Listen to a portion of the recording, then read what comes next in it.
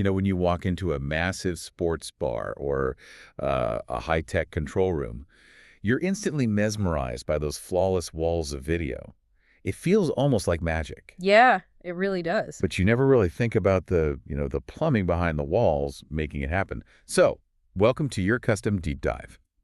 Today, we are looking at the literal blueprint for this magic, the engineering specs for a heavy-duty commercial decoder made by a company called ZeeVee. Right. It is the ultimate peek behind the digital curtain. We just see the picture, but getting that picture there in a commercial setting is, well, it's a massive engineering feat. Okay, let's unpack this. Because in a normal living room, connecting a TV is pretty simple. You use an HDMI cable. It's basically a garden hose for video. You plug it into the TV, you plug it into the console, water flows, you get a picture. So, if an HDMI cable is a garden hose, what on earth is this ZeeVee decoder? Well, what's fascinating here is that this device totally abandons the garden hose model. It relies on a concept called AV-over-IP. So if HDMI is a garden hose, AV-over-IP is like a high-speed digital postal service. Instead of a direct, dedicated pipe, this decoder takes that continuous flow of water, instantly freezes it into millions of tiny ice cubes. Oh, wow. Yeah, and then it puts them in individual envelopes, ships them across a massive corporate network, and perfectly melts them back into a continuous stream at the destination. Wait, so it's turning uncompressed 4K video, audio, like everything into just standard network data. Exactly. It sends uncompressed 4K video along with Dante audio, and Dante is the pro industry's gold standard for routing massive amounts of audio over standard Ethernet. Right. It also sends Icron USB 2.0 signals, which is basically industrial strength USB extension. All of that gets packetized and sent over a standard 10 gigabit copper network connection up to 100 meters away. But sending all that heavy data over a network sounds like a recipe for lag. I mean, you are literally chopping it up into packets. In the specs, they claim this device has zero frame latency. I have to push back here. Is zero frame latency physically possible, or is this just clever marketing? It sounds physically impossible, but functionally it is literal. And here's how they pull it off. Because the video is uncompressed, the device completely skips the heavy computing step of shrinking and expanding the file.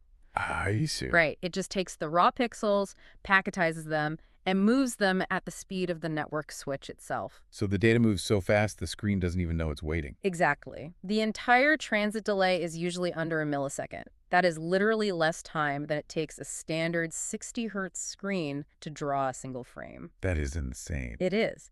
And if we connect this to the bigger picture, in a live broadcast or a giant sports bar, even a tiny fraction of a second delay between the audio you hear and the video you see is incredibly jarring. Latency isn't just an annoyance in commercial environments, it completely breaks the illusion. So they engineer it to outpace the screen itself. And I guess because they have solved that latency issue, they aren't limited to just a single screen. They can scale this infinitely. Oh, absolutely. Because looking at the specs, a system using these ZeeVee decoders can manage a 15 by 15 video wall.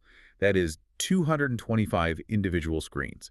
But just to be clear, it's not one box plugging into 225 screens. It's one decoder mounted behind each individual screen, right? Yeah, got it. 225 screens means 225 decoders, all communicating perfectly across the network so the giant image aligns flawlessly. Plus, a single decoder supports multi-view for up to 19 different sources at once on its own screen. It's practically a TV station in a box. So what does this all mean for the buyer? Because here is where the reality of enterprise tech kicks in.